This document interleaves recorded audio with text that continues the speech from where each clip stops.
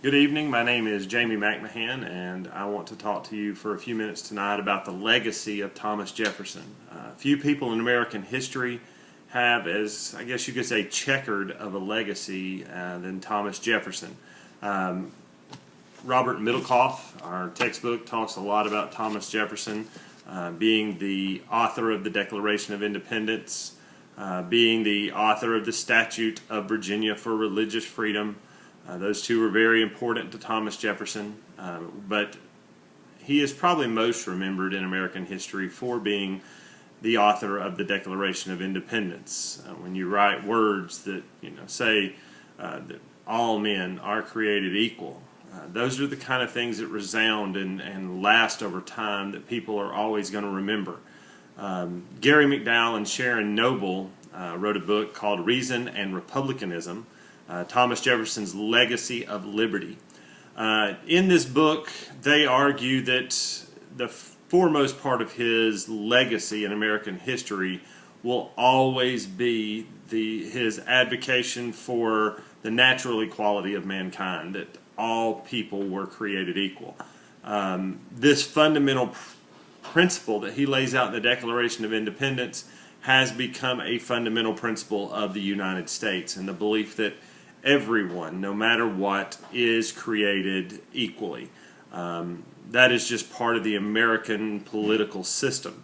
And that is one of the things that gives, according to McDowell and Noble, that gives Jeffersonianism its longevity, that the fact that people are still talking about Thomas Jefferson, still equating his name with the idea of equality in the American system, and the fact that that is in there and was set up from the very, very beginning in the Declaration of Independence.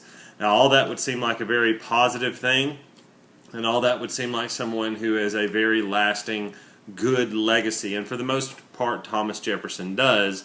But there is another side to the story. And another writer that wrote something kind of scandalous on Thomas Jefferson was a guy by the name of Nicholas Mills. And Nicholas Mills wrote an article for the Daily Beast on June 28, 2015, where he says, the title of the article grabs your attention right off the bat. It says, "Blame Jefferson for the Confederate Flag." Now, this was written during the time period last summer when there was so much controversy over the Confederate flag, whether it should be removed from different places, from government buildings, from those type of things. We all remember that.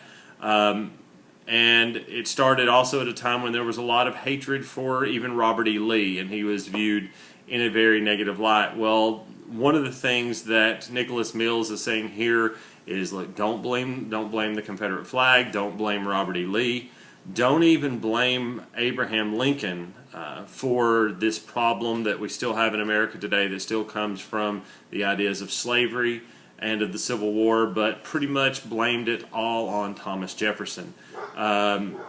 Their premise in this was that he owned slaves, even had children with slaves, but he gets up and talks about equality and the fact that all men are created equal. But what they said in this article was he refused to risk his comfort as a slave owner and his reputation as a politician to call for an end to slavery. Pretty big attack there on Thomas Jefferson and his character, was saying, look, yes, he may have believed that there shouldn't be slavery, but he did not believe in it enough to actually not have slaves, to not have children with slaves, and to ever say anything really publicly about ending of slavery. And they use in this a letter written by Thomas Jefferson where he says this: "You know that nobody wishes more ardently to see an abolition not only of the trade but of the condition of slavery. Those whom I serve, having never yet been able to give their voice against its practice, it is decent for me to avoid too public a demonstration of my wishes to see it abolished." In other words, he is saying here, everybody knows I would like for slavery to end, but I just cannot say anything publicly about it. So Jefferson will always be remembered for a few things. One, equality, and two, slavery. Thank you.